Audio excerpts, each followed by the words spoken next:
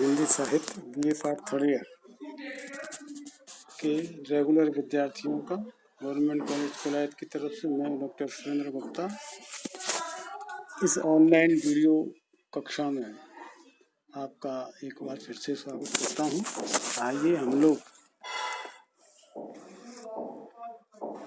आज एक नए कवि रघुवीर सहाय जो दूसरे सप्तक के कवि माने जाते हैं, सप्तक जिसका संपादक अज्ञेय ने किया था, वो रघुवीर सहाय की दो कविता आपके पाठ्यक्रम में है। एक तो है बार बार और दूसरी कविता है शोक सभा। आज हम रघुवीर सहाय की कृतित्व के बारे में थोड़ा सा जानने का प्रयास करेंगे और इनकी जो कविताएं हैं, काव्य संग्रह हैं, आपके पाठ्यक्रम में जो दो कविता है उसके संदर्भ में विस्तार से जानने का प्रयास करते हैं। देखिए, रघुवीर सहाय दूसरे सप्तक के कवि हैं और सप्तक के संपादक अज्ञेय ने इस रघुवीर सहाय की कविता के विषय में लिखा भी है कि उनकी सरल, साफ सुथरी, अत्यंत सदी हुई भाषा इसके सर्वथा अनुकूल है। उनकी संस्कार शहरी है तो किसी कृत्रिमता के अर्थ में नहीं, अच्छे घर में रोज काम आने वाले बर्तनों में मस्त रहने के कारण भी चमक होती है, जो उन्हें अलमारी में सजाने की प्रेरणा न देकर सहज व्यवहार में लाने की प्रेरणा देती है। कुछ वैसी ही प्रीतिकर सहज ग्राह्यता उनकी भाषा में है। उनके जो मुख्य काव्य संग्रह हैं वो आत्महत्या के विरुद्ध, सीढ़ियों पर धूप, लोग भूल गए हैं, कुछ पत्ते कुछ चिट्ठियाँ, एक समय था, हंसा, है सो जल्दी हंसो आदि उनके प्रमुख काव्य संग्रह हैं। उन्हें लोग भूल गए हैं कृति पर 1984 में साहित्य अकादमी पुरस्कार मिला था। गद्य के क्षेत्र में भी रघुवीर सहाय का नाम उतना ही महत्वपूर्ण है। उन्होंने कहानियां भी लिखी। पत्रकार होने के कारण उन्होंने गद्य में निरंतर अपना लेखन कार्य जारी रखा। वस्तु और शिल्प की स्वाभाविकता की दृष्टि से रघुवीर सहाय की कविता पाठक के हृदय को सीधा प्रभावित करती है। फैशन और बनावट से असंपृक्त रघुवीर सहाय की रचनाशीलता में कवि के धर्म बोध की अनेक छवियां एवं स्रोत हैं, जिनमें नएपन के साथ साथ यथार्थ चित्रण की संकल्पनात्मकता है। रघुवीर सहाय की जो कविताएं हैं उनके आसपास की दुनिया को रूपान्वित करती है, क्योंकि रघुवीर सहाय ने इस दुनिया के प्रति आस्था संजो के रखी है।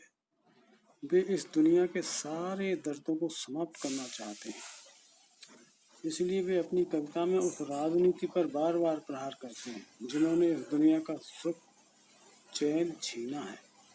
कुछ लोग ये आरोप भी लगाते हैं कि रघुवीर सहाय की कविता में राजनीति बहुत है, पर रघुवीर सहाय जानते हैं कि इस कलुषित राजनीति जब आमजन को जीना दुर्लभ किया है तो उसे क्यों बख्शा जाए।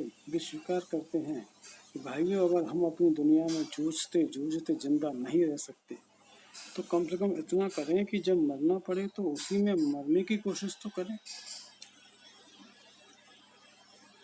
इसलिए रघुवीर सहाय की कविता में रामदास जैसे असहाय और शोषित औरतें और बच्चों की संख्या बहुत ज़्यादा है। इसलिए उनकी कविता की भाषा उसी आमजन की पीड़ा को व्यक्त करने लायक है जिसकी वे चिंता स्वयं करते हैं।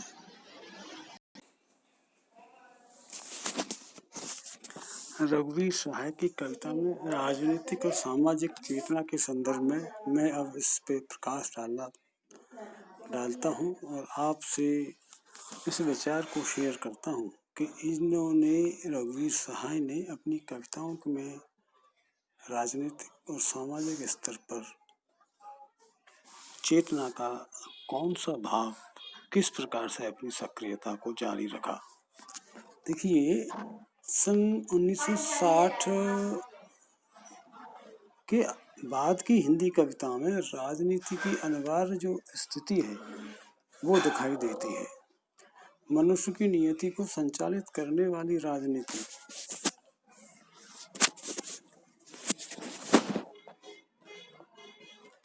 20वीं सदी के प्रत्येक जागरूक व्यक्ति को झकझोरती है। कवि जो कि समाज का एक अतिशय जागरूक व्यक्ति है, उसका राजनीति से प्रभावित न होना संभव हो ही नहीं सकता, क्योंकि 50 ईस्वी के बाद की कविता में राजनीतिक व्यवस्था को लेकर जो असंतोष था, विद्रोह था, जुझारूपन था, ये की सारी स्थितियां स्पष्ट रूप से दिखाई देने लगी थी कविता में। तो इस दौर के लगभग सभी कवियों ने राजनीति का एक नया मुहावरा अपनी कविता में गढ़ लिया था, और उनकी कविताओं में जैसे जुलूस है, कर्फ्यू है, वोट है, बैलेट है, मतदाता है, चुनाव है, मार्शल लॉ है, संसद है, लाठीचार्ज है, षड्यंत्र है, घूसखोरी है, भ्रष्टाचारिता है, दुष्चरित्र है, बलात्कार है, आंदोलन है, घेराव, पथराव, ऐसे मुहावरे राजनीतिक प्रतिबद्धता का उद्घाटन ही तो करते हैं। तो रघुवीर सहाय की भी राजनीतिक जो तेवर हैं, उनकी कविताओं से संपन्न काव्य संग्रह का नाम है आत्महत्या के विरुद्ध, जो इन्होंने 1967 में प्रकाशित हुआ था। तब तक आज़ादी के 20 वर्ष पूरे हो चुके थे, और जनता के सारे जो सजीले जो स्वप्न होते हैं वो सब मिट्टी में धूल धूसरित हो गए थे, मिल गए थे मिट्टी में, अर्थात पूरे नहीं हुए। तो 1947 की सत्ता हस्तांतरण के बाद के वर्षों में जटिल होता हुआ सामाजिक यथार्थ 1960 तक आते आते उस बिंदु पर पहुंच गया जहां से एक तीव्र मोहभंग का सिलसिला शुरू होता है, जिसके लिए 1947 में मिली आज़ादी एक सार्थक स्वप्न और उत्साह से जुड़ी हुई थी, जो नए परिप्रेक्ष्य में नई प्रतीतियों और नई संवेदनाएं विकसित करने की इच्छा शक्ति से प्रेरित थी। रघुवीर सहाय का काव्य 60 के बाद के उपयुक्त मोह भंग को ही स्वर देता है।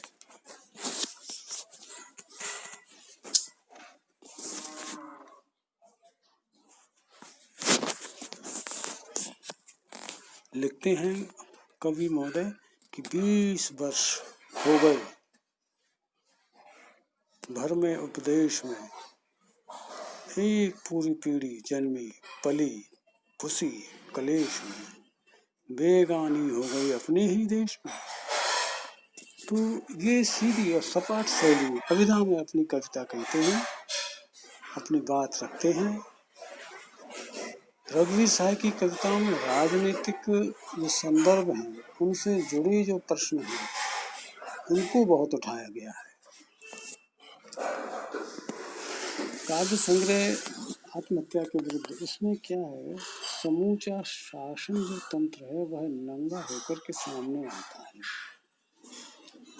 संसद है, लोकतंत्र, जनता, मतदान, लाठीचार्ज, आंसू गैस, अश्रु गैस, कर्फ्यू, इससे इत्यादि जितने भी सभी संदर्भ हैं ये जो उस समय तत्कालीन राजनीति में दिखाई दे रहे थे, वो सब रघुवीर जी की कविता में भी ये सारे के सारे संदर्भ ज्यों के त्यों दिखाई देते हैं, क्योंकि कवि कभी भी अपने समाज से निरपेक्ष हो ही नहीं सकता। इसमें राजनीतिक परिदृश्य खुलासा होकर सामने आया है। रघुवीर सहाय की निम्नांकित पंक्तियां इस बात का उदाहरण है। हर संकट भारत में एक गाय होता है, ठीक समय ठीक भैंस कर नहीं सकती है, राजनीति बाद में जहाँ कहीं से भी शुरू करो, बीच सड़क पर गोबर कर देता है विचार, हाय हाय करते हुए, हाँ हाँ करते हुए, हैं करते हुए, समुदाय 1000 लोग ध्यान मग्न सुनते हुए, एक अदद रिरियाता है सितार, जगे रहो जाने किस वक्त सब एक मिनट हो जाए। तो रघुवीर सहाय की कविता में संसद, व्यक्ति, संस्था, दल, सत्ताधारी, नेताओं का जन विरोधी जो सोच है, जो कैरेक्टर है, जो चरित्र है तथा देश का जो भ्रष्ट आचरण है लोकतंत्र का, वो सब कुछ सामने आ जाता है। कवि ने इन सब यथार्थ को कविता में जगह दी है। कवि ने इन सबकी बखिया को उधेड़ के रखा है। कवि ने लोकतंत्र के नेताओं के जो भ्रष्ट चरित्र है, ढोंग है, राजनीतिक एक तरह से अवसरवाद है, स्वार्थ है, भाई भतीजावाद है, जातिवाद का जहर है, सांप्रदायिकता है, ये सब फैलाने वाले जो नेता हैं, उनके जो दुर्मुह चरित्र हैं, उन सबको इन कवियों ने बेनकाब किया है। इसमें रघुवीर सहाय की कविताएं ज्यादा पेनापन लिए हुए है। ऐसी कविताओं में प्रमुख है मेरा प्रतिनिधि, एक अधेड़ भारतीय आत्मा, कोई एक और मतदाता, भीड़ मैकू और मैं, अपने आप और बेकार, फिल्म के बाद चीख, शराब के बाद सवेरा, नई हंसी, खपती औरत, दो अर्थ का भय, चेहरा, नेता क्षमा करें, आपकी हंसी, कैसियस क्ले की हार। इस प्रकार से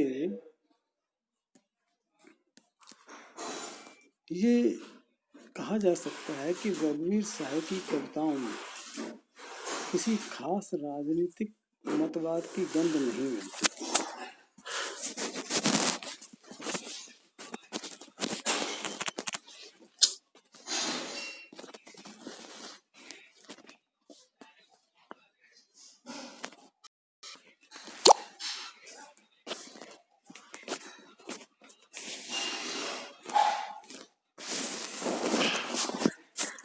कहा जा सकता है कि रघुवीर सहाय की कविताओं में किसी खास राजनीतिक मतवाद की गंध नहीं मिलती। वे न तो किसी दल का समर्थन करती हैं, न किसी बात का प्रचार करती हैं, न किसी विचार का व्यक्त करती हैं। वे केवल आज के भ्रष्ट जो राजनीतिक जो तंत्र है, उसमें जीते मरता जो आदमी है, उस आदमी की केवल पीड़ा को दिखाने का काम करती है, उस पीड़ा का चित्रण करती है। यही रघुवीर सहाय की कविता का असली जो जमीन है, वो यही जमीन है। राजनीतिक वातावरण में, सामाजिक वातावरण में जो घुट रहा जीवन है आम आदमी का, मिडिल क्लास का, उस घुटते हुए जीवन को यथार्थ रूप में व्यक्त करना इस कवि की सबसे बड़ी विशेषता है।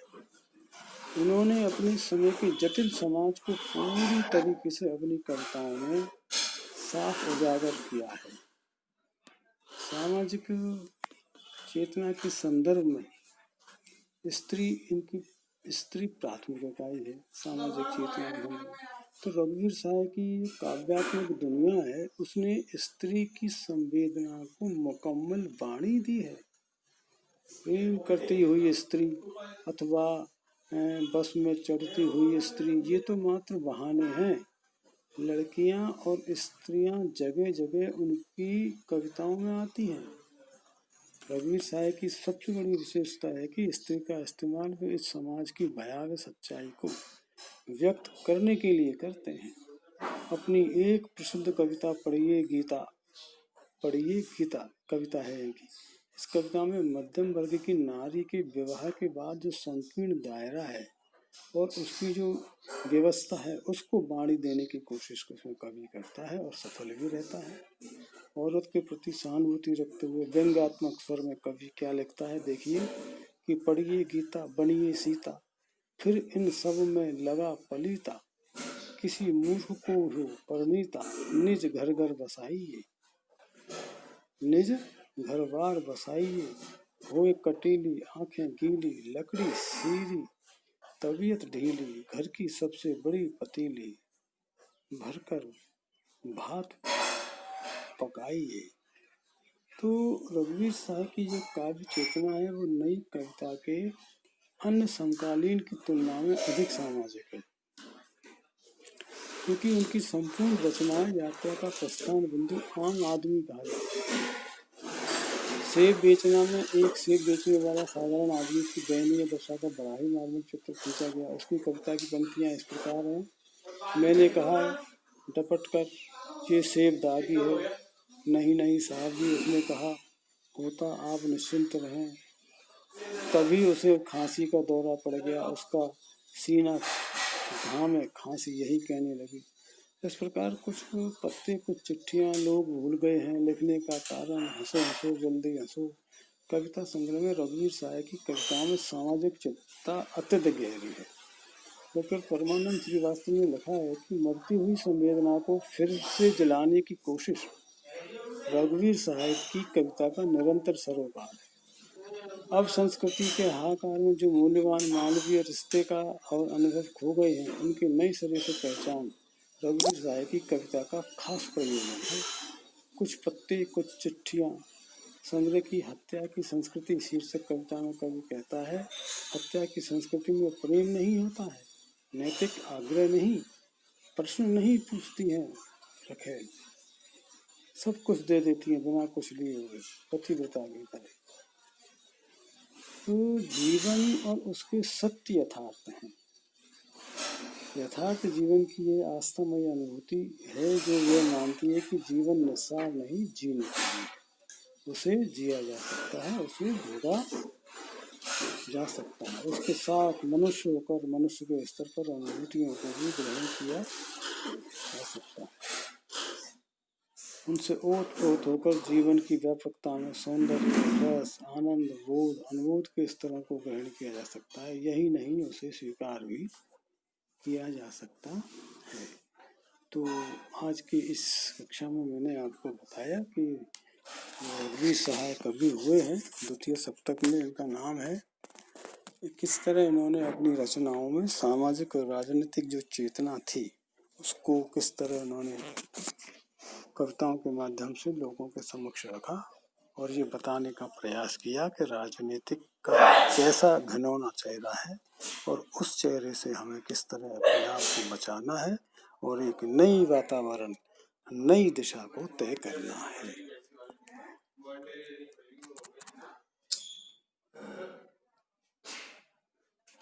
आज की इस वीडियो कक्षा में इतना ही। अगली वीडियो ऑनलाइन कक्षा में फिर हम मिलेंगे, फिर एक नई कविता और एक नई कवि के साथ। तब तक के लिए नमस्कार।